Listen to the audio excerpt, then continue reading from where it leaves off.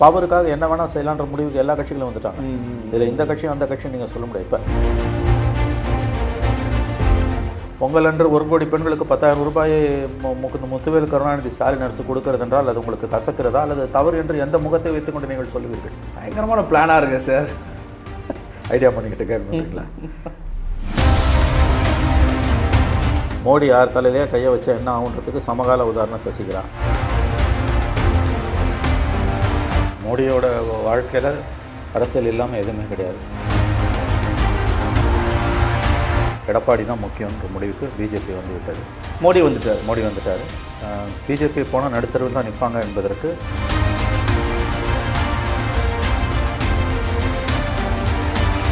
அதிமுகவும் முழு வெறியில் இருக்காங்க, திமுகவும் முழு வெறியில் இருக்குது. 2 பேருமே வந்து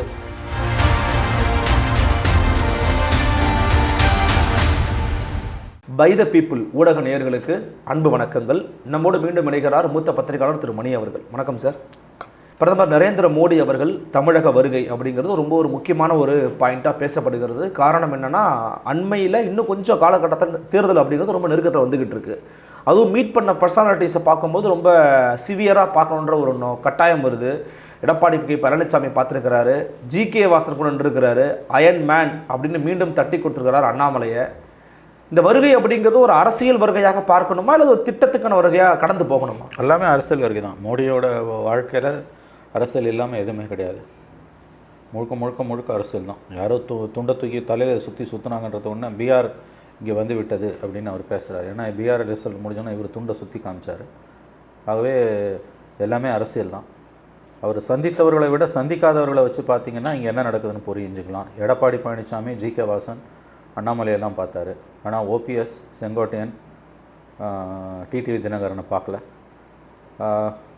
கசிய விடப்படுகிற செய்திகள் என்னென்னா வந்து அவர்களை பற்றி நீ கவலைப்பட வேண்டாம்.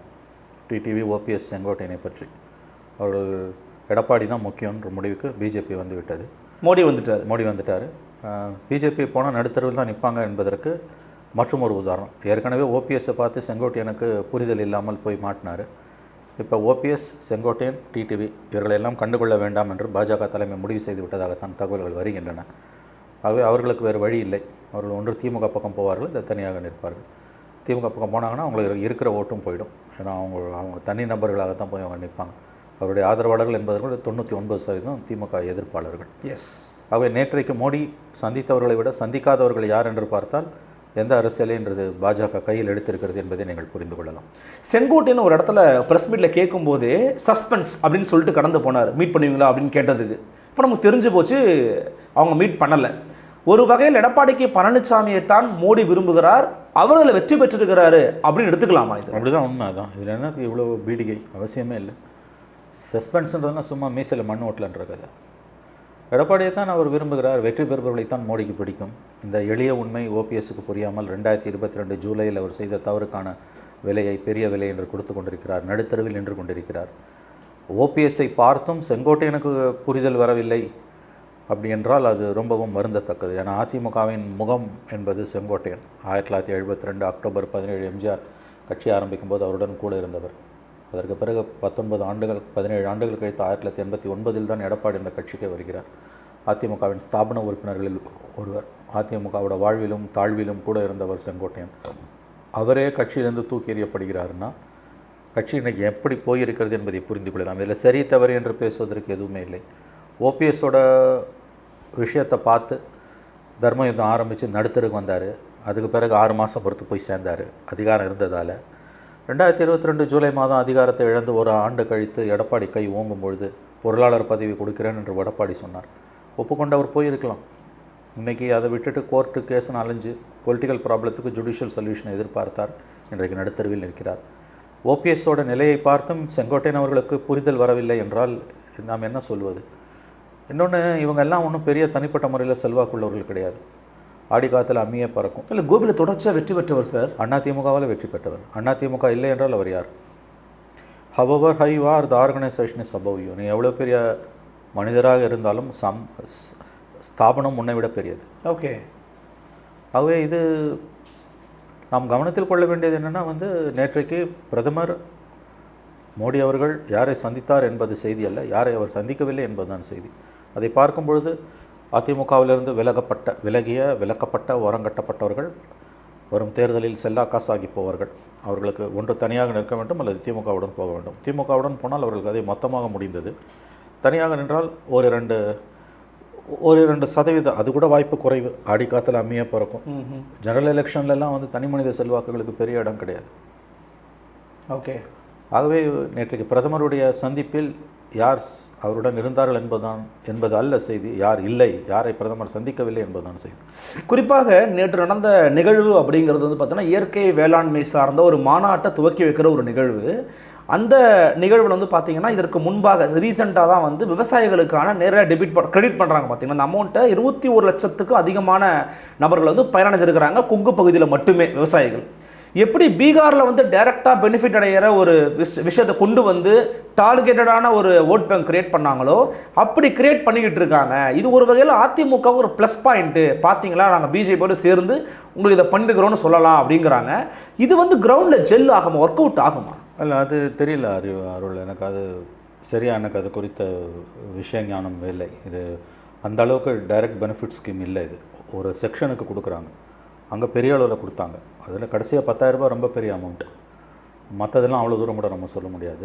ஸோ இது எப்படி நாம் பார்க்க வேண்டும் என்றால், விவசாயிகளுக்கு உதவி செஞ்சிருக்கிறோம், எங்களால் பிஜேபியோட ரிலேஷன்ஷிப் வச்சு உங்களுக்கு உதவி பண்ண முடியும்னு அதிமுக அதை கொண்டு போகுதுன்னு சொல்கிறாங்க. அது கண்டிப்பாக கொண்டு போவாங்க. தேர்தல் நேரத்தில் அது ஒரு ப்ளஸ்ஸாக அவங்களுக்கு இருக்கும். ஆனால் அது மட்டுமே ஓட்டை வாங்கி கொடுத்துருமான்னு சொல்ல முடியாது. ஓகே. இப்போ அடுத்து அதை மேட்ச் பண்ணுறதுக்கு திமுக என்ன பண்ண போகுதுன்னு நம்ம பார்க்கணும். இப்போ 10,000 ரூபாய் அவங்க கொடுத்தாங்க. 2 லட்ச ரூபாய் கடன், 10,000 ரூபாய் முன்பணம். ஜெயிச்ச ஆட்சிக்கு வந்த பிறகு நீங்கள் மீதம் இருக்க 1,90,000 ரூபாய்க்கு ஏதாவது ஸ்கீம் கொடுத்தீங்கன்னா, சுய தொழிலுக்கான திட்ட வரைவு கொடுத்தீங்கன்னா உங்களுக்கு கொடுக்கப்படும்.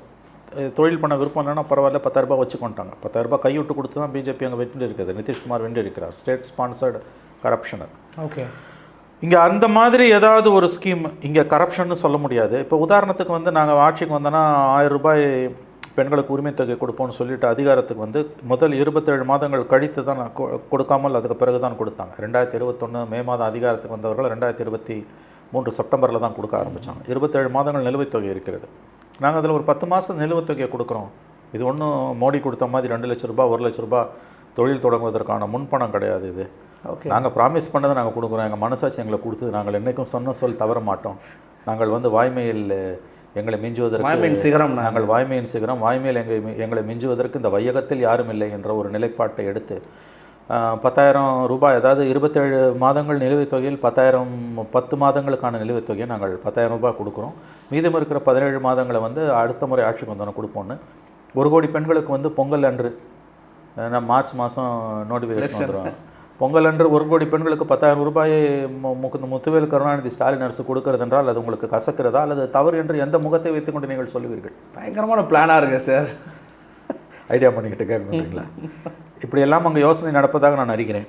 ஏன்னா இந்த 10,000 ரூபாய் வந்து இது இப்படியே இதே ஸ்கீமில் போகும் நான் சொல்லலை. புரியுது. அதாவது இதோட சாராம்சம் என்னென்னா, direct benefits scheme, direct benefit transfer, DBT, cash transfer, direct cash ட்ரான்ஸ்ஃபருக்கான ஏதோ ஒரு திட்டத்தை அல்லது ஓரிரு திட்டங்களை, அது 2 திட்டங்கள் என்பதை விட ஒரு ரத்தன சுருக்கமாக ஒரே திட்டமாக இருக்க வேண்டும் என்று அவர்கள் விரும்புகிறார்கள். அதுதான் வந்து ஓட்டை அள்ளுன்றாங்க. ஏன்னா வந்து பீகாரில் வந்து இந்த 10,000 ரூபாவை கொடுக்கலாமா அல்லது வந்து சென்னை தமிழகம் மாதிரி கர்நாடகா மகாராஷ்டிரா மத்திய பிரதேஷ் மாதிரி வந்து நாம் 1000 ரூபாய் கொடுக்கலாமான்னு பெரிய ஒரு ஆலோசனை நடந்திருக்கிறது.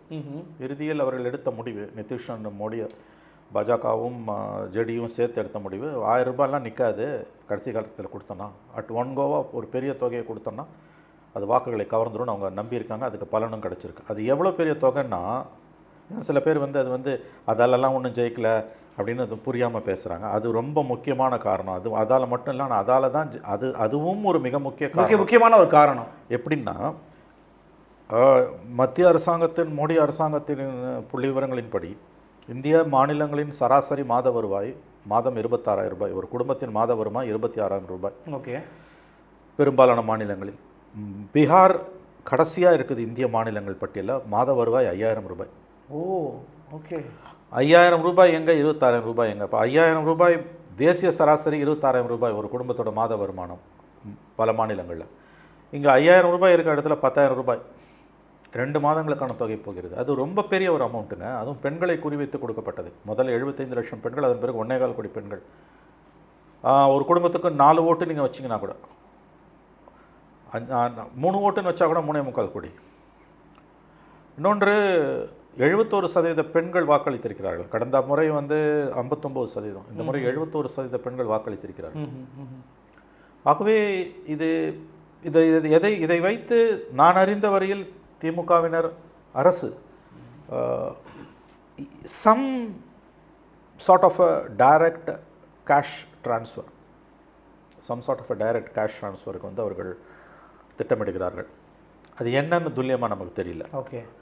பட் பீகார் மாதிரி ஒரு மேசிவ் ஸ்கேலில் வந்து ஒரு 10,000 ரூபாய் ட்ரான்ஸ்ஃபர் ஆகிற மாதிரி ஏதாவது ஒரு ஸ்கீம் அதை போட்டு அது ஜனவரியிலே முடிச்சிடணும். ஸோ பீகார் கொடுத்த பாடம் அது. இது எல்லா மாநிலங்களும் இதை இனிமேல் இன்கம்பன்ட் கவர்மெண்ட்ஸுக்கு தான், அதிகாரத்தில் இருக்க அரசுகளுக்கு தான் இனிமேல் அட்வான்டேஜ் எலெக்ஷனுக்கு போனால். ஓகே. பட் பிஜேபி மாடலில் திமுக எப்படி ஃபாலோ பண்ணல? இல்லை, இது பிஜேபி மாடல் நீங்கள் ஏன் சொல்கிறீங்க? பிஜேபி தானே 10,000 கொடுத்துருக்கான். நாங்கள் ஆல்ரெடி 1000 ரூபாய் கொடுக்குறோம். நாங்கள் அதை இப்போ பேலன்ஸாக தானே கொடுக்குறோம். இது பிஜேபி மாடல்னு சொல்கிறது வந்து நீங்கள் 1 லட்ச ரூபாய் கடன் வாங்கிக்கோங்க, இல்லை 2 லட்ச ரூபாய் கடன் வாங்கிக்கோங்க, அட்வான்ஸ் 10,000 தான் பிஜேபி மாடல். இது அது கிடையாது, நிலுவைத் தொகை தானே கொடுக்குறோம். பேரை மாற்றிட்டா உள்ளே பார்த்தா அது பார்க்கக்கூடாதுங்க. பிஜேபி மாடல் ஆர்எஸ்எஸ் மாடல் எதுவுமே கிடையாது. சூரியன் கிழக்கில் உதிக்குதுன்னு பிஜேபி சொன்னால் அது தப்புன்னீங்களா? சூரியன் வந்து கிழக்கில் உதிச்சு மேற்கில் மறையுதுன்னு ஆர்எஸ்எஸ் சொன்னால் அது ஏற்றுக்க மாட்டிங்களா? ஜஸ்ட் பிகாஸ் அவன் சொல்கிறான். இயற்கை சொன்னால் ஏற்றுக்க தானே ஆகும். இல்லை அதை தான் நான் சொல்ல வரேன். இந்த டைரக்ட் இந்த 10,000 ரூபாய் என்பது எல்லா மாநிலங்களுக்கும், இது மேற்கு வங்கமும் இதுக்கு ஏதோ ஒரு ரூபத்தில் இதை செய்ய போகிறாங்க, தமிழ்நாடு ஏதோ ஒரு ரூபத்தில் செய்ய போகுது. இந்தியாவில் இப்போ இருக்கக்கூடிய ஒரு ட்ரெண்ட் என்னென்னா வந்து இன்கம்பன்ட் கவர்மெண்ட்ஸ், அதிகாரத்தில் இருக்க அரசுகள் குறைந்தது 2 முறையாவது அதிகாரத்துக்கு வருவது, ஆட்சியை தக்க வைப்பது என்பது ஒரு ட்ரெண்டாக இருக்குது. ஓகே. அதுக்கு அவங்களுக்கு இருக்கக்கூடிய அட்வான்டேஜ் வந்து மற்ற எதிர்க்கட்சிகளுக்கு இப்போ லெவல் பிளேயிங் ஃபீல்டு இல்லை. பீகாரில் வந்து வயிற்றுல வாயில் அடிச்சுக்கிறாங்க ஆர்ஜேடியும் காங்கிரஸும்.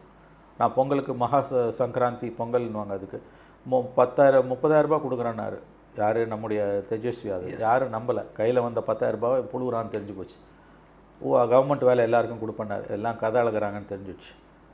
ஆனால் அதிகாரத்தில் இருக்கவங்களுக்கு அது ரொம்ப ஈஸினா அது அவங்களால சாத்தியப்படக்கூடியது. இப்போ நான் சொல்கிற ஸ்கீமை திமுக செயல்படுத்துன்னு வச்சுக்கோங்களேன். நிலுவைத் தொகையை நாங்கள் கொடுக்குறோங்க. அது அண்ணா திமுகவால் எப்படி எதிர்க்க முடியும், இல்லை பிஜேபியால் எப்படி எதிர்க்க முடியும்? 10,000 கோடிங்க. 10,000 கோடியை வந்து கவர்மெண்ட் நிதி திரட்டுது. ஸ்டேட் கவர்மெண்ட் நினச்சா 10,000 கோடி திரட்டலாம். நிச்சயமாக 10,000 கோடி மாநில அரசால் திரட்ட முடியும். அதற்கு 1000 வழிகள் அவர்களுக்கு இருக்கின்றன சட்டத்துக்கு உட்பட்டு. 10,000 கோடி மாநில அரசு திரட்டுதுன்னா அதை எப்படி வந்து மற்றவர்களால் அதை வந்து எதிர்க்க முடியும்? எதிர்க்க முடியாது. பட் வந்து மோசமான விமர்சனங்கள் தயாராக இருக்குது. இல்லைங்க, தூய்மை பணியாளர் பிரச்சனைக்கு உங்களால் தீர்வு கொடுக்க முடியல, கல்வி நிலையங்களுக்கு உங்களால் செலவு பண்ண முடியல, கல்லூரியில் பேராசிரியர் நியமிக்க முடியல, ஆசிரியர்களுக்கு ஊதியம் கொடுக்க முடியல. இந்த நிலையை வச்சுக்கிட்டு எலெக்ஷன் வரும்போது நீங்கள் 10,000 முடியும்னா மக்கள் சும்மா இருப்பாங்க, எதிர்க்கட்சிகள் சும்மா இருக்குமா? இல்லை, மக்கள் சும்மா இருக்க மாட்டாங்க. ஓட்டு போட்டுருவாங்க திமுகவுக்கு. மக்கள் சும்மா இருக்க மாட்டாங்க. திமுக கண்டிப்பாக ஓட்டு போடுவாங்க. எதிர்க்கட்சிகள் வயிற்றுல வாயில் அடிச்சுப்பாங்க. அடிச்சுக்கோ. ஏன் நீ பண்ணலையா பீகாரில்? நீங்கள் பீகாரில் பண்ணிட்டீங்க, திமுக பண்ண உங்களுக்கு கசக்குதா? See the crux of the story, moral of the story என்னென்னா, பீகார் காட்டியிருக்கக்கூடிய பாதை என்பது மாநில அரசுகளுக்கு, ஆளும் கட்சிகளுக்கு ஒரு பெரிய தொகையை, ஒரு எக்ஸ் தொகையை நீங்கள் நேரடியாக பெண்களுடைய வங்கி கணக்கில் வரவு வைத்தால் உங்களுடைய வெற்றி உறுதிப்படுத்தப்படுகிறது. அரசியல் கட்சிகளை பொறுத்தவரையில் அதிகாரத்தை கைப்பற்றுவதற்கு அல்லது இருக்கிற அதிகாரத்தை தக்க வைத்துக் கொள்வதற்கு அவர்கள் எந்த எல்லைக்கும் போவார்கள். எந்த எல்லைக்கும் அவர்கள் போவார்கள். So it could be anybody's game. Bihar காட்டிய பாடம் என்பது திமுகவுக்கும் மம்தா பானர்ஜிக்கும், பினராயி விஜயன் கதை வேறு. அங்கே இந்த பாலிசி கிடையாது. மம்தா கூட இந்த அளவுக்கு போக மாட்டாங்க. It's a poor state. Tamil Nadu is a rich state. அதனால் தமிழ்நாட்டால் ஒரு 10,000 கோடியை வந்து மோப்பப் பண்ண முடியும். 10,000 கோடியை வந்து ஸ்டாலின் அரசாங்கத்தால் வந்து இன்றைக்கு வந்து திரட்ட முடியும்னா கண்டிப்பாக some sort of direct benefit transfer, money transfer பெண்களை குறிவைத்து நடத்தப்படும் தான் நான் நம்புகிறேன். பீகார் அலை இங்கே வீசுகிற மாதிரி தெரியுது அப்படிங்கிற ஒரு வார்த்தையை சொல்லும்போது அப்படியே கரகோஷம் வந்து பயங்கரமாக விண்ணை பிளக்கிறது. இது வந்து கூட்டணிக்காக காத்துக்கிட்டு இருக்கிற, எப்போ சேர போகிறோன்னு காத்துக்கிட்டு இருக்க பாமக, தேமுதிக போன்ற கட்சிகளுக்கு அழைப்பு விடுக்கக்கூடிய ஒரு விஷயமா பார்க்கலாமா? வந்து சேர்ந்துருங்க, ஒழுங்காக வாங்க, கூட்டணிக்குள்ளே வாங்கன்ற சொல்லக்கூடிய ஒரு டோனா? உண்மை. இது வந்து பீகார் தேர்தல் முடிவுகளுக்கு பிறகும், குறிப்பாக பிரதமருடைய தமிழக வருகைக்கு பிறகும், பயணத்துக்கு பிறகு இந்த ஊசலாட்டத்தில் இருக்கக்கூடிய கட்சிகள் பிஜேபியை நோக்கி நகர்வதற்கான சாத்தியக்கூறுகள் அதிகம். ஓகே. உதாரணத்துக்கு தேமுதிக, பாட்டாளி மக்கள் கட்சி, இந்த 2 கட்சிகள் உங்களுக்கு வந்து ஆல்ரெடி அன்புமணி அந்த பக்கம் போக தயாராக தான் இருக்கார். ராம்தாஸ் தான் ஊசலாட்டத்தில் இருக்கார். அமித்ஷாவின் அருட்கண் பார்வை திரும்பினால் பாமகவும் தேமுதிகவும் பிஜேபி பக்கம் தான் நகருவாங்க. பட் அதை பேலன்ஸ் பண்ணுறதுக்கு திமுகவும் தன்னால் ஆனதை செய்யும். கூட்டணி கட்சிகள் இப்போ இருக்க கூட்டணி திமுக கூட்டணி வலுவாக இருந்தாலே ஏதாவது ஒரு மேசிவ் டைரக்ட் கேஷ் ட்ரான்ஸ்ஃபர் பண்ணாங்கன்னா 4 முனை போட்டியாக இருந்த போட்டியிலையும் கூட வந்து திமுக அட்வான்டேஜ் ஆகிடும். பீகாருக்கு சொல்லி இருக்கக்கூடிய பாடம் என்பது இன்கம்பன்ட் கவர்மெண்ட்ஸ், அதிகாரத்தில் இருக்கக்கூடிய அரசுகளுக்கு வெற்றிக்கான வாய்ப்புகள் மிக அதிகம். அவர்கள் பொருளாதார ரீதியாக தற்கொலையான முடிவுகளைத்தான் எடுக்கிறார்கள். ஆனால் ஜெயிக்கணும். Nothing succeeds like success. பவருக்காக என்ன வேணால் செய்யலான்ற முடிவுக்கு எல்லா கட்சிகளும் வந்துட்டாங்க. இதில் இந்த கட்சியும் அந்த கட்சியும் நீங்கள் சொல்ல முடியாது. இப்போ ஜெயித்த பிறகு வெற்றியை மட்டும்தான் நம்ம கொண்டாடுறோம். வெற்றியை பற்றி கொண்டாடல, வெற்றியை பற்றி மட்டும்தான் நம்ம பேசுகிறோம் பீகாரில். ஆனால் எவ்வளோ பெரிய வேலையை கொடுத்துருக்காங்க அவங்க. இப்போ உலக வங்கியோட 14,000 கோடி பணத்தை அங்கே திருப்பியிருக்காங்க. இப்போ அடுத்த வரும் நாட்களில் பீகாரோட கஜானா மொத்தமாக காலி. மதுவிலக்கை நிதிஷ்குமார் கையாலேயே ரத்து செய்ய வைப்பார்கள் என்று தான் தகவல்கள் வருகின்றன. 3000 கோடி அதுலேருந்து சொலையாக வருது. இன்றைக்கி வந்து பெண்கள் ஓட்டை வாங்கியாச்சு. இன்னும் 5 வருஷம் இருக்குது எலெக்ஷனு. நிதிஷுக்கு கடைசி எலெக்ஷன் இது. பார்லிமெண்ட் எலெக்ஷன் 3 வருஷம் இருக்குது. கஜானா சுத்தமாக காலி. கொடுத்த ப்ராமிஸ் எல்லாம் நிறைவேற்றணும்.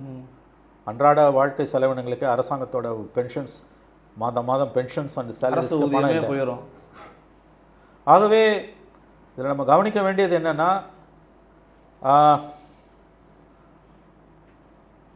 இந்த முடிவு 2 விஷயத்தை புரிஞ்சுக்கணும். அரசு தமிழ்நாட்டு இந்தியாவோட பல மாநிலங்களில் அப்படியே வந்து இதை ரிப்ளிகேட் பண்ணுறதுக்கு வாய்ப்பு இருக்குது.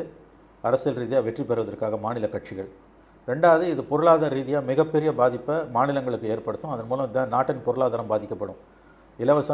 இலவசங்கள் வந்து இந்திய பொருளாதாரத்தை இரத்த களரி ஆக்கி கொண்டிருக்கின்றன. எல்லா இலவசங்களும் தவறல்ல, ஆனால் எல்லா இலவசங்களும் சரியும் கிடையாது. இலவசன்ற வார்த்தையே தப்பு. புரிதலுக்காக நாம் சொல்லுகிறோம். மதிய உணவு திட்டத்தை இலவசம் சொல்லலை, காலை உணவு திட்டத்தை இலவசம் சொல்லலை, பெண் குழந்தைகளுக்கான சைக்கிள்ஸை இலவசம் சொல்லலை, காப்பீட்டு திட்டத்தை இலவசம் சொல்லலை, பேறுகால பெண்களுக்கான உதவிகளை இலவசம் சொல்லலை. ஆனால் அந்த மாதம் 1000 ரூபாய் கொடுக்குற எல்லா மாநில அரசுகளும் கொடுக்குற 1000 ரூபாய் வந்து கண்டிப்பாக வந்து அது ஏதாவது ஒரு கட்டத்தில் வந்து நிறுத்தப்படும் அல்லது தானாக நின்று போகும். அது ரொம்ப நாள் கவர்மெண்ட்டால் அதை சமாளிக்க முடியாது. ஏன்னா வந்து ரிட்டர்ன்ஸ் இல்லாதது. அது தமிழ்நாடு மட்டும் பண்ணல. நான் தமிழ்நாட்டை குறை சொல்லலை. தமிழ்நாடு மட்டும் பண்ணல, தமிழ்நாடும் பண்ணுது. தமிழ்நாடாவது 1000 ரூபாய் கொடுக்குது. லட்கி பஹன் ஸ்கீம்னு மேற்கு வங்கத்தில் மகாராஷ்டிராவில் 2500 ரூபாய் கொடுக்குறான். கர்நாடகாவில் 1000 ரூபாய் கொடுக்குறான். மத்திய பிரதேசில் 2000 ரூபாய். இது எல்லாமே இந்த மாநிலங்களோட பொருளாதார இந்த மாநிலங்களோட கஜானாவை சூறையாடிக்கிட்டு இருக்குது. 1,60,000 கோடி ஆண்டுதோறும் மாநிலங்கள் கொடுக்கக்கூடிய இலவசங்கள் வந்து பல மாநிலங்களின் கஜானாக்களை சூறையாடி கொண்டிருக்கின்றன. ரொம்ப நீண்ட நாள் இது தாங்காது. இந்த 1000 ரூபாய் ஸ்கீம்னு வந்து என்னை பொறுத்த வரைக்கும் வந்து அது அப்பட்டமான கையூட்டு. யார் கொடுத்தாலும், இவங்க மட்டும் கொடுக்கல, எல்லாரும் கொடுக்குறாங்க. ஆகவே இதில் வந்து ஒரு தேசிய அளவிலான கொள்கை வேணும். ரேவடி கல்ச்சர்னு நக்கல் பண்ணிவிட்டு கிண்டல் பண்ணிவிட்டு மோடி அவரோட ஆட்சியில் இலவசங்களை தான் அள்ளி வீசின்னு இருக்காரு. இலவசங்கள் வந்து பொருளாதாரத்தை சூறையாடுதுன்னு பேசக்கூடிய தார்மீக உரிமையோ தகுதியோ பாஜகவுக்கு கிடையாது. ஏன்னா அவங்க ஆள்ற மாநிலங்களில் தான் அதை தான் அவங்க செய்கிறாங்க. மற்ற மாநிலங்களில் கேள்வியை கேட்க தேவையில்லை. பீகாரில் கொடுத்த அந்த 10,000 ரூபாய் வந்து மிக மிக மிக மோசமான முன்னுதாரணம். பல மாநிலங்கள் அதை பின்பற்றப் போகின்றன. இதன் மூலம் இந்திய பொருளாதாரம் மிக கடுமையான நெருக்கடியை நோக்கி வரும் ஆண்டுகளில் நகரும்ன்றதில் உங்களுக்கு எந்த சந்தேகமும் வேணாம். கூட்டணிகளை குறித்த ஒரு பேச்சுவார்த்தை நேரடி நடக்கலாம் அப்படின்னாலும் you don't worry, I will take care அப்படிங்கிற ஒரு சைன் வந்து ஃப்ரம் பிஜேபி அண்ட் மோடி சைட்லேருந்து எடப்பாடிக்கு வந்திருக்கிறதுன்னு சொல்கிறாங்க. அதில் வந்து டிவிகேவை இன்க்ளூட் பண்ணுற மாதிரி நம்ம எடுத்துக்கலாமா? இது 1. 2வது, அண்ணாமலையை வந்து அவர் தட்டி கொடுத்தது அப்படிங்கிறது வந்து எதனுடைய அறிகுறி? சில பேர் வந்து முடிச்சிட்டாங்க அதுக்கான அறிகுறின்றாங்க, இல்லை தட்டி கொடுக்குறாருன்றாங்க. 2த்துக்குமான பதில் வேணும். ஸோ அலைன்சஸ் ஃபார்முலேட் பண்ணுறதுன்றது வந்து இனிமேல் பிஜேபியோட தலைவலி. எடப்பாடியோட ரோல் அதில் பெரிய அளவில் இருக்காதுன்றது உண்மை. நானும் அது இப்படித்தான் புரிந்து கொள்கிறேன். லாஜிக்கலி அதுவும் கரெக்ட். இந்த 2வது விஷயம் ரொம்ப இன்ட்ரெஸ்டிங். அவர் அண்ணாமலையை தலையில் தட்டி கொடுக்குறாரு, பார்த்துருப்பீங்க. எஸ், குஜராத்தி பாணியில் தலையில் கையை வச்சா கதை முடியுதுன்னு அர்த்தம். ஜெயலலிதா மரணத்தப்போ சசிகலா தலையில் தான் கையை வச்சார் மோடி. 2 மாதத்தில் ஜெயிலுக்கு போனாங்க. குஜராத்தில் வந்து யாரையாவது பெரிய மனிதர்கள் யாரையாவது கதையை முடிக்கணும்னா இடது கையால் தலையில் உச்சந்தலையில் தட்டு கொடுக்குறாங்கன்னா பொங்கல்னு அர்த்தம். அது the visual of the day. Jayalalithaa மரணத்தப்போ December 5, 2016 ராஜாஜியால் ஜெயலலிதாவோட பூதவுடல் இருக்கும் பொழுது அதற்கு அஞ்சலி செலுத்த வந்த மோடி அங்கே ஓபிஎஸ் தோளில் சாஞ்சு அழுவார். அவர் ஆறுதல் சொல்லிவிட்டு சசிகலா தலையில் கை வைப்பார், பார்த்துருப்பீங்க. இந்த ஞாபகம் இருக்குது எனக்கு. அந்த த visual the same Sasikala February 17 ஜெயிலுக்கு போனாங்க. 4 வருஷம் உள்ளே இருந்தாங்க. ஏன்னா February 5 வந்து அவங்க எம்எல்ஏஸ் தீர்மானம் போட்டு அந்த அம்மாவை எம்எல்ஏ குழு தலைவர் சிஎம்மாக தேர்ந்தெடுத்தோட விளைவு 12 நாளில் ஜெயிலுக்கு போனாங்க. மோடி யாரையாவது தலையில் கையில் வைத்து ஆசீர்வதிக்கிறார் என்றால் அவர்களுக்கு பொங்கலோ பொங்கல் என்ற அர்த்தம். அப்படி எடுத்துக்கலாமா? அவர் ஒரு எடுத்துக்காதீங்க, நான் எடுத்துக்கணும்னு சொல்லலை. எக்ஸ் பார்ட்டி லீடர் எடுத்துக்கோங்க, நான் சொல்லலைங்க. எடுத்துக்கோங்க, தூக்கி குப்பையில் போடுங்க. சசிகலாவுக்கு டிசம்பர் 5, 2016 காலை 12 மணி அளவில், நண்பகல் 12 மணி அளவில் ராஜாஜி ஹாலில் என்ன நடந்ததோ அது அண்ணாமலை அவர்களுக்கு நடக்கும் என்று நான் சொல்லவில்லை. வித் டேட்டோட சொல்கிறீங்களா சார்? தாங்க, நான் சொல்லலைங்க. அது வரலாறு. அண்ணாமலை அவர்கள் தலையில் மோடி அவர்கள் கை வைத்தாரே ஏன்னு கேட்டீங்க, நானாக கேட்டேன். அதை நீங்கள் கேட்டீங்க, நான் பதில் சொல்கிறேன். இல்லை, அது பாஜகவினருக்கு கொடுக்கக்கூடிய ஒரு செய்தி அதில் ஏதாவது இருக்குதா? அதெல்லாம் அவ்வளோ டீப்பெல்லாம் பார்க்காதீங்க. பாஜகவுக்கு செய்தி கொடுக்குறாரு, வெங்காயம் கொடுக்குறாங்க. அண்ணாமலையே அவர் ஏர்போர்ட்டில் நின்றுருக்காரு, தலையில் கையை வச்சுருக்காரு. மோடி தலையில் கையை வச்சா என்ன ஆகுன்றதுக்கு சசிகலா உதாரணம். அதோட விட்டுருங்க, அவ்வளோதான். இந்த கதை முடியுது அப்படிங்கிற மாதிரி சொல்கிறேங்க. நான் யாருக்காதையும் முடியுதுலாம் நெகட்டிவாக யாரை பற்றியும் பேச வரலங்க. நீங்கள் கேள்வி கேட்டீங்க, நான் பதில் சொல்கிறேன். மோடி யார் தலையிலேயே கையை வச்சா என்ன ஆகுன்றதுக்கு சமகால உதாரணம் சசிகலா. நான் அதோடு நிறுத்திக்கிறேன். குறிப்பாக இப்போ அண்மையில் நீங்கள் கேள்விப்பட்டிருப்பீங்க, திமுக தலைவர் திரு மு க ஸ்டாலின் அவர்கள் வந்து கொங்கு பகுதியில் ஒரு இடத்த கூட தோக்கக்கூடாது, நம்ம எல்லாத்தையும் வெற்றி பெற்றாகணும் அப்படின்னு செந்தில் பாலாஜிக்கு ஒரு கராரான ஆர்டரை போட்டிருக்கிறதா சொல்கிறாங்க. மோடி அவர்கள் வந்ததே கொங்கு பகுதி தான், அங்கே தான் வந்து அதிமுகவும் பிஜேபியும் பெல்ட் ரொம்ப ஸ்ட்ராங்காக இருக்குன்றத சொல்கிறாங்க. அந்த இடத்துல திமுகவை அதிமுகவுக்கு டஃப் கொடுக்குற அளவுக்கு வேலைகளை பார்க்க முடியுமா? இல்லை, பார்லிமெண்ட் எலெக்ஷனில் உங்களுக்கு வந்து அலையன்சஸ் ஸ்ட்ராங்காக கொண்டு வந்தாங்கன்னா டஃப் ஃபைட் கொடுப்பாங்க. வெஸ்டர்ன் தமிழ்நாட்டில் பிஜேபி ஸ்ட்ராங்கு, ஏடிஎம்கேவும் ஸ்ட்ராங், 2 பேருமே ஸ்ட்ராங். அதனால் வந்து டஃப் ஃபைட் கொடுக்க மாட்டாங்கலாம் நீங்கள் சொல்ல முடியாது. நீங்கள் பிஜேபி தானே சொல்கிறீங்க. நீங்கள் நான் சொல்கிறது திமுக அதற்காக தான் இப்போ இந்த வேலையை பார்த்து துவங்கியிருக்கிறாங்க. திமுக எந்த எல்லைக்கும் போவார்கள். சின்ன சின்ன கட்சிகளை கூட சேர்த்துக்கணும்னு தான் ஸ்டாலின் விரும்புகிறார். ஆகவே திமுகவாலேயும் மிக வலுவான ஒரு போட்டியை பாஜக கொடுக்க முடியும். It's going to be a fight to the finish. அதிமுகவும் முழு வெறியில் இருக்காங்க, திமுகவும் முழு வெறியில் இருக்குது. 2 பேருமே வந்து சமமாக தான் இருக்காங்க. எனக்கு தெரிஞ்ச நாள் ஆக இன்னமும் அதிமுக கூட்டணி பலம் பெறும். மத்திய அரசாங்கத்தோட முழு பேக் பவுன் பின்புலம் அவங்களுக்கு கிடைக்கும். எல்லாரும் இந்த அதாவது வந்து 2 தரப்புமே வந்து முழு அளவில் தயார் செய்து கொண்டிருக்கிறார்கள். 2 பேருக்குமே வந்து பணத்துக்கு பஞ்சம் கிடையாது, அதிகாரத்துக்கு பஞ்சம் கிடையாது. தமிழ்நாடை பொறுத்த வரைக்கும் மீடியா வந்து திமுக பக்கம் இருக்குது. அது நாள் நெருங்க அது எப்படி ஆகுன்றது பார்க்கலாம். ஜனவரி வாக்கில் அதே மீடியா எப்பயுமே நகரும் கடைசி கட்டத்தில். ஸோ ஈக்குவல் ஃபைட், 2 தரப்புக்கும் ஈக்குவல் ஃபைட்டு தான் இருக்கும். குறிப்பாக நம்ம அதிமுக அலையன்ஸை குறித்து பேசுகிறது போலவே இப்போ திமுக அலையன்ஸ் வந்து பார்த்திங்கன்னா இன்னும் ஸ்டிக்காக தான் இருக்கிறாங்க. பட் அதில் எடுக்கக்கூடிய சில முடிவுகள் வந்து பார்த்தோம்னா பல விதமான கேள்விகள் எழுப்பி இருக்கிறது. ஃபார் எக்ஸாம்பிள் 200 தொகுதிக்கு மேலே உதயசூரன் தான் நிற்கணும், கூட்டணி கட்சிகளை வந்து டிமாண்ட் பண்ணுது, இதில் தான் நிற்கணும்னு சொல்லுது திமுகங்கிறாங்க. அதன் அடிப்படையில் தான் அட்லீஸ்ட் நாங்கள் இந்த ஆட்சி அதிகாரத்தில் பங்குங்கிற கோரிக்கை கூட விட்டுடுறோங்க, கூடுதல் சீட்டை கொடுத்துருங்க அப்படின்னு சொல்லி விசிகா போன்ற தோழமை கட்சிகளும் கேட்குறதா ஒரு செய்தி. அப்படி ஒரு அரகண்டாக பிஹேவ் இல்லை, அரகண்டில் நம்ம சொல்ல முடியாது. அதெல்லாம் யாரும் அப்படி சொல்லலை. சம்மந்தப்பட்டவர்கள் சொல்லாமல் நீங்களும் நானும் அதை சொல்ல முடியாது. அப்படி அரகண்டாக இருந்தாலும் தப்பு கிடையாது. Everything is good in love and war, art of possible பாலிடிக்ஸ்ன்றது. கூட சீட்டு கொடுக்க மாட்டேன்னு திமுக சொன்னாலும் தப்பு கிடையாது, கூட சீட்டுக்கு கொடுத்தே ஆகணும்னு சொல்லி இவங்க வாங்கினாலும் தப்பு கிடையாது. இதில் சரி தப்புன்னு பேச நம்ம யாருக்கும் எந்த உரிமையோ தகுதியோ கிடையாது. அது கட்சிகளுக்கு இடையில் உள்ள விஷயம். நான் அறிந்த வரையில் ஸ்டாலின் ஒரு இன்க்ளூசிவ் பர்சன் அவர். அதனால் கண்டிப்பாக வந்து கூட கொஞ்சம் சீட்டு கொடுத்து எல்லாரையும் அரவணைக்க தான் பார்ப்பார். அது விசிகாவாக இருக்கட்டும், கம்யூனிஸ்டுகளாக இருக்கட்டும், காங்கிரஸாக இருக்கட்டும், எல்லாருக்கும் கொஞ்சமாவது ஒரு சீட்டு லாஸ்ட் டைம் வாங்கினதோட ஒரு ஃபார்முலாவை அவங்க ஒர்க் அவுட் பண்ணுறாங்கன்னு நான் கேள்விப்பட்டேன். ஒரு சீட்ஸ்ன்றதை விட ஒரு பர்சன்டேஜ் வைஸ், அந்த பர்சன்டேஜ் வைஸ் அங்கே அவங்களுக்கு வந்து சீட்ஸ் கொடுக்கப்படும் அப்படின்னு தான் நான் கேள்விப்படுறேன். அதனால் ஒன்றும் சீட் ஷேரிங்கில் ஒன்றும் அவங்களுக்குள்ள பெரிய பிரச்சனை வராது என்பது தான் என்னுடைய கருத்து. பிஆர் ரிசல்ட்ஸ் எல்லாம் ஒன்றும் காங்கிரஸ் இங்கே ஒன்றும் பெரிய அளவில் பின்னாடியெல்லாம் தள்ளாது. காங்கிரஸோட உதவி இல்லாமல் திமுக ஜெயிக்க முடியாது, திமுக உதவி இல்லாமல் காங்கிரஸும் ஜெயிக்க முடியாது. அவங்க அலையன்ஸ் இன்டாக்டாக தான் இருக்குது. அதில் புதிய கட்சிகள் சேரலாமே ஒழிய இந்த அவங்க இப்போ இருக்க அலையன்ஸ் ஸ்ட்ராங்காக இருக்குது. அதை அவங்க ஒழுங்காக ஸ்டாலின் அவர்கள் தகவமைத்துக் கொள்வார் தான் நான் நம்புகிறேன். அதை தக்க வச்சுப்பார் நம்புகிறேன். ப்ளஸ் ஏதாவது மேஜராக பாலிசி டிசிஷன்ஸ் சொன்ன மாதிரி 10,000 ரூபாய் பெண்கள் கொடுத்த மாதிரி பெண்களை குறிவைத்து செய்யக்கூடிய ஏதாவது ஒரு மேசிவ் பெனிஃபிட் ஸ்கீம்ஸ் வந்து அவங்களுக்கான வெற்றி வாய்ப்பை வந்து மேலும் அதிகரிக்கும். இல்லை சார், கூட்டணி கட்சிகளுக்குள்ளே நான் சீட் ஷேரிங்கில் பிரச்சனை வருது, அது இந்த மாதிரி முறிய போகுது, அந்த நோக்கத்தில் நான் பேசலை, அந்த கேள்வி நான் கேட்கல. இப்போ விசிகாவின் தலைவர் டாக்டர் திருமாவளவன் சொல்கிறாரு, ஆஃப்டர் மெட் வித் சிஎம், இந்த 2026 எங்களுடைய ஒரு கோரிக்கையை நாங்கள் வந்து கூட்டணியில் சொல்ல போகிறது கிடையாது. என்னங்க கோரிக்கை? ஆட்சியிலும் அதிகாரத்திலும் பங்குன்னு இப்போ நாங்கள் கேட்க போகிறது கிடையாது, அது எங்கள் கட்சியின் முழக்கம்னா இப்போ நாங்கள் கேட்க போகிறது கிடையாது அப்படின்றத வலியுறுத்த வேண்டிய தேவை என்ன இருக்குது? அப்போது ஏதோ ஒரு வகையில் சொல்கிறத மட்டும் செய்யுங்க அப்படின்ற ஒரு சைலண்ட் மோடுக்கு விசிகாவை தள்ளுகிறதா திமுகங்கிற கேள்வி எழுதில்ல. இல்லை அதெல்லாம் இவ்வளோ வீடியோலாம் நீங்கள் போட தேவையில்லை. அவங்களுக்குள்ள ஒரு அண்டர்ஸ்டாண்டிங் இருக்குது.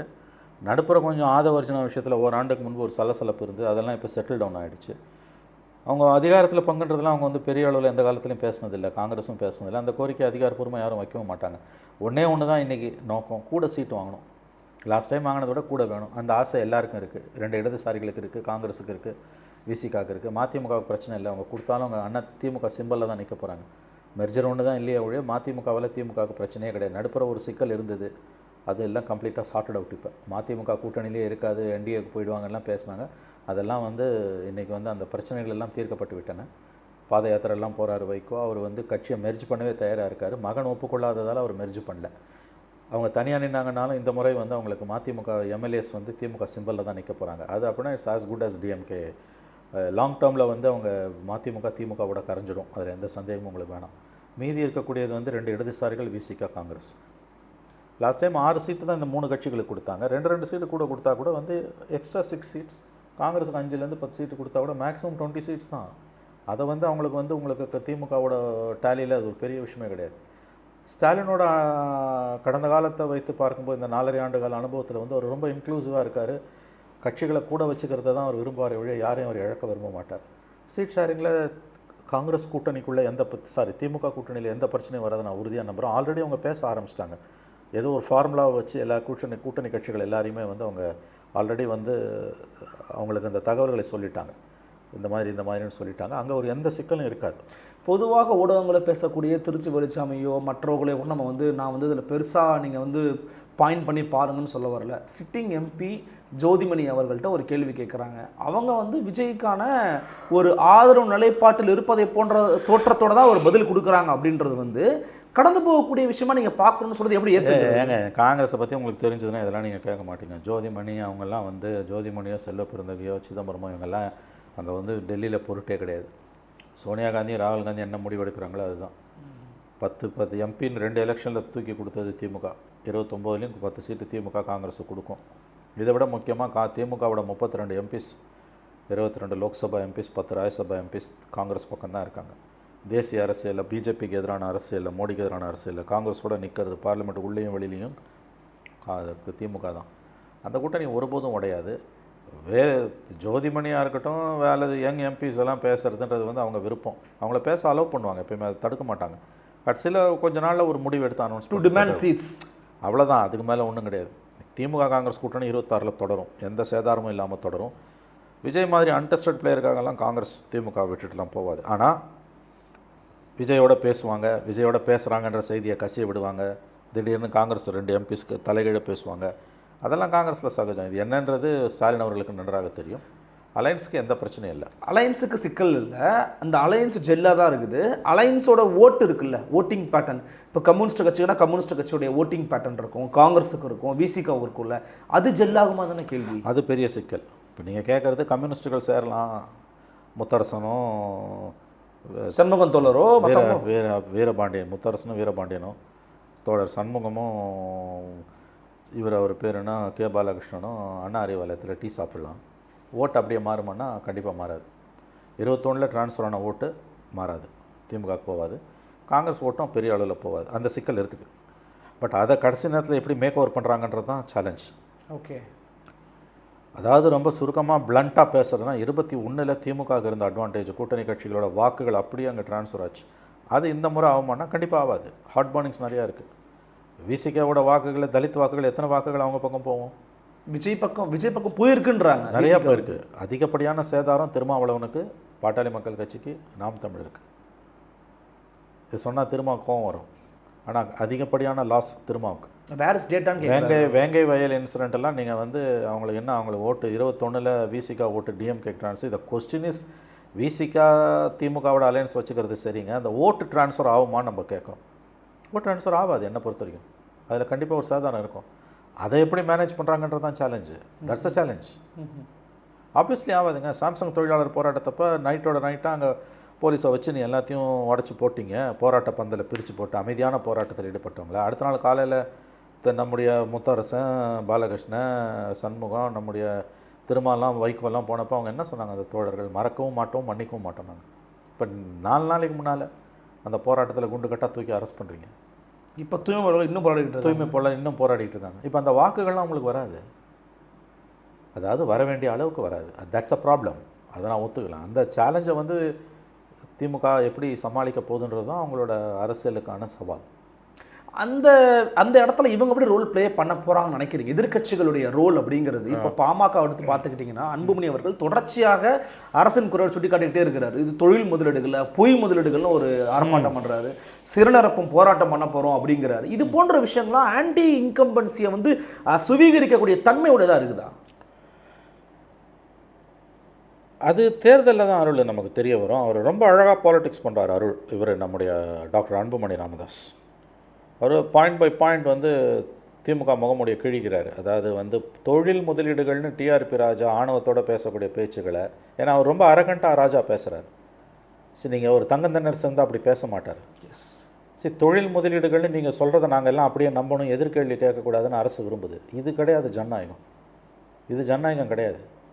எடப்பாடி பழனிசாமி ஒரு எதிர்க்கட்சி தலைவர், அவர் முன்னாள் முதலமைச்சர். அவர் சில கருத்துக்களை சொல்லும்போது கல்யாண வீட்டில் பெருசுகள் பேசுகிற மாதிரி, இதெல்லாம் என்ன வார்த்தை? கேவலமாக இல்லை? இத்தகைய வார்த்தைகள் ஒரு மந்திரியோட ஸ்டேட்மெண்ட்டில் வரலாமா? வெள்ளை அறிக்கை கேட்டார், வெள்ளை பேப்பர் தூக்கி காமிக்கலாம். ஆணவமான பேச்சு இல்லை. கலைஞர் இருந்தால் அதை அனுமதிப்பாரா? இது என்னங்க? இது பெரிய முதலீடு நீங்கள் கொண்டு வந்துட்டோன்னு நீங்கள் தம்பட்டம் அடிக்கிறீங்க. அது இல்லைன்னு இப்போ அன்புமணி ராமதாஸும் எடப்பாடியும் பேசும்பொழுது நீங்கள் புள்ளி விவரங்களோடு அதை கன்ஃபரண்ட் பண்ணுங்கள். நக்கல் அடிக்கிறது, பேசுகிறவங்களை இழிவுபடுத்துறதுலாம் ஆணவமான போக்கு. இது வந்து சரி கிடையாது. நீங்கள் என்ன சொல்கிறீங்க? இப்போ மோடிக்கு உங்களுக்கு என்ன வித்தியாசம்? நீங்கள் சொல்கிறத நாங்கள் நம்பணும், எதிர்க்கட்சி நம்பணும். நீங்கள் சொல்கிறத மீடியா மறுவாந்தி எடுக்கணும். நீங்கள் சொல்கிறத அப்சர்வர்ஸ், பார்வையாளர்கள் வந்து அப்படியே ஏற்றுக்கணும். எவனாவது கேள்வி கேட்டானா அவனை முத்திரை குத்துவீங்க, அவனை இழிவுபடுத்துவீங்க. இது ஒன்று தானே நீங்கள் செஞ்சுக்கிட்டு இருக்கீங்க. ஒரு தொழில்துறை மந்திரியாக அவர் வந்து தான் வகிக்கக்கூடிய பதவிக்கு தகுதியானவராக எத்தனை முறை பேசியிருக்காரு. சரி, அவர் ஒரு இளைஞர், நான் ஒத்துக்கிறேன். அரசியலில் இளம் வயது அவருக்கு. அவர் துடிப்பான இளைஞர். அவர் வந்து தொழில்துறை முதலீடுகள் பற்றியெல்லாம் நிறையா பேசுகிறாரு. அது பாராட்டுக்குரியது. நான் அவரை குறைச்சி மதிப்பிடல, அல்லது அவரை நான் இழிவுபடுத்தலை. டிஆர்பி ராஜாவை இஸ் அன் யங் மேன். அவர் வந்து அந்த ஃபீல்டில் இண்டஸ்ட்ரியல் க்ரோத்துக்கும் எஃப்டிஐ ஃபாரின் டைரக்ட் இன்வெஸ்ட்மெண்ட்டுக்கும் தமிழ்நாட்டில் முதலீடுகளுக்கும் அவர் ஒரு முயற்சி எடுக்கிறாரு. ஒரு புதிய ஒரு நியூ ஃபேஸை வந்து தமிழ்நாட்டோட இண்டஸ்ட்ரியல் கிளைமேட்டுக்கு அவர் கொடுக்க விரும்புகிறாரு. பல வெளிநாடுகள்லேருந்து தொழில் முதலீட்டாளர்கள் இங்கே வராங்க. தமிழ்நாடு வந்து பெரிய அளவில் வேலைவாய்ப்புகளை உருவாக்கக்கூடிய மாநிலமாக தொடர்ந்து இருக்குது. இது ஒன்றும் இந்த கவர்மெண்ட்டில் வரல.